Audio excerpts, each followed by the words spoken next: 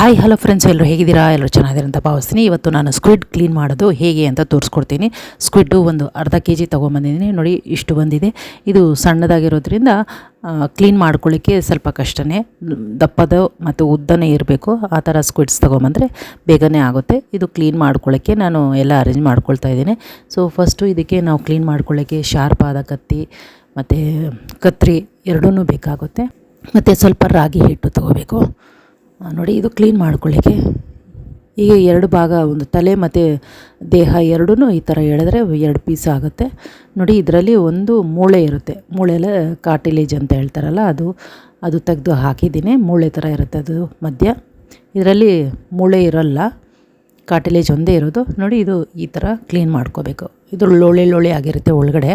ಇದನ್ನೆಲ್ಲ ಕೈಯಲ್ಲಿ ಹಾಕಿ ಉಜ್ಕೋಬೇಕು. ಬೋಟಿ ಕ್ಲೀನ್ ಮಾಡೋರಾಗಿದ್ದರೆ ಅದು ಗೊತ್ತಾಗುತ್ತೆ ಹೇಗೆ ಕ್ಲೀನ್ ಮಾಡೋದು ಅಂತ. ಸೊ ಅದೇ ಪ್ರಕಾರ ಇದನ್ನು ಕ್ಲೀನ್ ಮಾಡ್ಕೋಬೇಕು. ಇದೇನು ಜಾಸ್ತಿ ಗಲೀಜಿರಲ್ಲ, ಸ್ವಲ್ಪ ಹಾಗೆ ಉಜ್ಕೋಬೇಕಾಗುತ್ತೆ. ಈ ಥರ ಒಳಗಡೆ ಎಲ್ಲ ನೀಟಾಗಿ ಲೋಳೆ ಇರುತ್ತೆ. ಅದನ್ನೆಲ್ಲ ತೆಗೆದು ಹೊರಗಡೆ ಹಾಕ್ಕೋಬೇಕು. ಮತ್ತು ಹೊರಗಡೆ ಈ ಥರ ಒಂದು ಪದರ ಇರುತ್ತೆ, ಆ ಪದರನ ತೆಗಿಬೇಕಾಗುತ್ತೆ. ಇದರಲ್ಲಿ ನೀಲಿ ಕಲರದು ಒಂದು ವೇಸ್ಟ್ ಇರುತ್ತೆ, ಅದನ್ನು ಹುಷಾರಾಗಿ ತೆಗೆದು ಬಿಸಾಕಬೇಕು. ಅದು ಯಾಕಂದರೆ ಆ ನೀಲಿ ಕಲರ್ ಇರೋದು ಎಲ್ಲದಕ್ಕೂ ಹಡ್ಕೊಂಬಿಡುತ್ತೆ. ಕೈ ಮತ್ತು ನೀರೆಲ್ಲ ಅದೇ ಕಲರ್ ಆಗುತ್ತೆ. ಸೊ ಅದರಿಂದ ಅದು ಹುಷಾರಾಗಿ ತೆಗಿಬೇಕು. ಮೇಲೆ ಇರೋ ಪದರ ತೆಗೆದುಬಿಟ್ರೆ ನೋಡಿ ಈ ಥರ ಒಂದು ಮೀನಿನ ಥರ ಒಳ್ಳೆ ಮಾಂಸದ ಸಿಗುತ್ತೆ ಮೀನ್ದು. ಸೊ ಇದನ್ನು ನಾವು ಅಡುಗೆ ಮಾಡ್ಕೊಳ್ಳಿಕ್ಕೆ ಬಳಸ್ಕೋಬೋದು. ಫಸ್ಟು ನಾವು ಒಳಗಡೆ ಇರೋ ಲೋಳೆ ಇರುತ್ತಲ್ಲ, ಅದನ್ನು ಫಸ್ಟು ನೀಟಾಗಿ ತೆಗಿಬೇಕಾಗುತ್ತೆ. ಫಸ್ಟ್ ಇದನ್ನೆಲ್ಲ ಮೇಲೆ ಈ ಥರ ಉಜ್ಕೊಂಡು ಎಲ್ಲ ತೆಗೆದುಬಿಡಬೇಕು.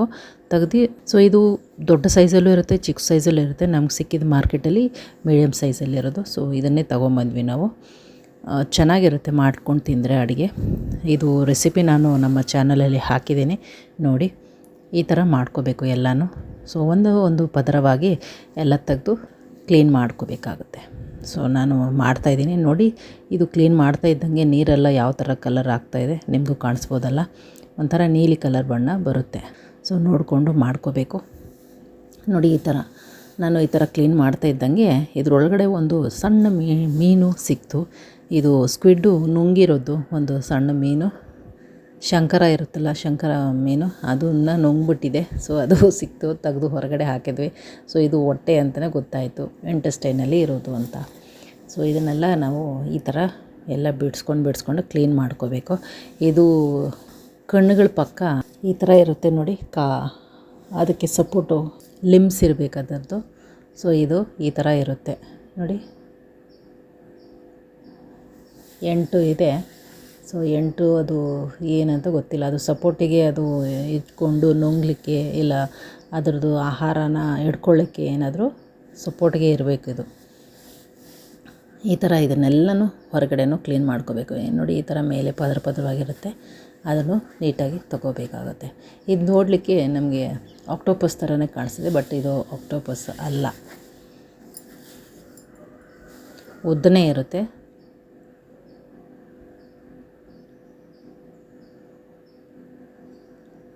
ಈ ಥರ ಎಲ್ಲನೂ ಸ್ವಲ್ಪ ಪ್ರೆಷರ್ ಕೊಟ್ಟು ಉಜ್ಜಿದ್ರೆ ಬಂದ್ಬಿಡುತ್ತೆ. ಕ್ಲೀನ್ ಮಾಡಿಕೊಂಡು ಅಡುಗೆಗೆ ಬಳಸ್ಕೋಬೇಕು. ಈ ಥರನೇ ಎಲ್ಲನೂ ಬಿಡಿಸಿ ತೆಗಿಬೇಕಾಗುತ್ತೆ. ಈ ಥರ ಇದನ್ನೆಲ್ಲ ಪದರವಾಗಿ ಎಲ್ಲ ಕ್ಲೀನ್ ಮಾಡಿಕೊಂಡು ಬಿಡಿಸ್ಕೋಬೇಕು. ನೋಡಿ ಇದು ತಲೆ ಭಾಗ ನಾನು ಕ್ಲೀನ್ ಮಾಡ್ತಾ ಇರೋದು. ತಲೆ ಭಾಗ ಕಣ್ಣುಗಳ ಪೋರ್ಷನನ್ನು ಕಟ್ ಮಾಡಿ ಹಾಕಿದ್ದೀನಿ. ಇದು ಅದ್ರ ಸಪೋರ್ಟಿವ್ ಲಿಮ್ಸ್ ಅಂತ ಹೇಳ್ಬೋದು, ಲಿಮ್ಸು. ಇದನ್ನೆಲ್ಲ ಹೀಗೆ ಕ್ಲೀನ್ ಮಾಡ್ಕೋಬೇಕು, ಒಂದೊಂದಾಗಿ ಕ್ಲೀನ್ ಮಾಡಿ ಇಟ್ಕೋಬೇಕು. ಇದು 60 ಉದ್ದ ಅಡಿಯಷ್ಟು ಇರುತ್ತೆ. ಮತ್ತು ಇದರಲ್ಲಿ 140 ಕ್ಯಾಲರೀಸ್ ಇರುತ್ತೆ 250 ಗ್ರಾಮ್ಗೆ. ಆರೋಗ್ಯಕ್ಕೆ ಒಳ್ಳೆಯದು. ಮತ್ತು ಎಲ್ಲರೂ ಪ್ರಿಫರ್ ಮಾಡಲ್ಲ. ಸೊ ಕೆಲವ್ರಿಗಂತೂ ಗೊತ್ತೇ ಇಲ್ಲ ಅದು ಸ್ಕ್ವಿಡ್ ನಾವು ತಿಂತೀವ ಅಂತ. ಸೊ ಎಲ್ಲರೂ ಟ್ರೈ ಮಾಡಿ ಒಂದು ರೆಸಿಪಿ. ಈ ಥರ ತೊಳ್ಕೊಂಡು ನಾವು ಕ್ಲೀನ್ ಮಾಡ್ಕೋಬೋದು, ಚೆನ್ನಾಗಿರುತ್ತೆ. ಇದನ್ನು ಕಲಮಾರಿನೂ ಅಂತಾರೆ. ಇದು ಆಕ್ಟೋಪಸ್ ಥರನೇ ಇರುತ್ತೆ, ಬಟ್ ಆಕ್ಟೋಪಸ್ ಅಲ್ಲ. ಆಕ್ಟೋಪಸ್ ಬಂದು 8 ಕಾಲುಗಳು ಮತ್ತು 2 ಟೆಂಟ್ಯಾಕಲ್ಸು ಇರುತ್ತೆ ಅದಕ್ಕೆ. ಸ್ಕ್ವಿಡ್ಡಲ್ಲಿ ಗ್ರಹಣ ಅಂಗ ಇರಲ್ಲ. ಸೊ ಇದೇ ಡಿಫ್ರೆನ್ಸ್ ಇರೋದು. ಕೊಲೆಸ್ಟ್ರಾಲು ಆಕ್ಟೋಪಸಲ್ಲಿ ಹೆಚ್ಚಾಗಿರುತ್ತೆ, ಇದರಲ್ಲಿ ಅಷ್ಟಾಗಿರಲ್ಲ. ಸೊ ಈ ಥರ ಕ್ಲೀನ್ ಮಾಡಿಕೊಂಡು ಒಳ್ಳೆ ಫ್ರೈ ಇಲ್ಲ ಒಳ್ಳೆ ರೆಸಿಪಿಯನ್ನು ಮಾಡ್ಕೋಬೋದು. ಈಗ ಇದು ಕ್ಲೀನ್ ಮಾಡಿ ಆಗಿದೆ. ಇದಕ್ಕೆ ಸ್ವಲ್ಪ ರಾಗಿ ಹಿಟ್ಟು ಹಾಕಿ ಸ್ವಲ್ಪ ಹಾಗೆ ಉಜ್ಕೋಬೇಕು. ಇದನ್ನು ಫಸ್ಟು ಈ ಥರ ನಾನು ಸಣ್ಣ ಸಣ್ಣದಾಗಿ ಕಟ್ ಮಾಡ್ಕೊಂಬಿಡ್ತೀನಿ.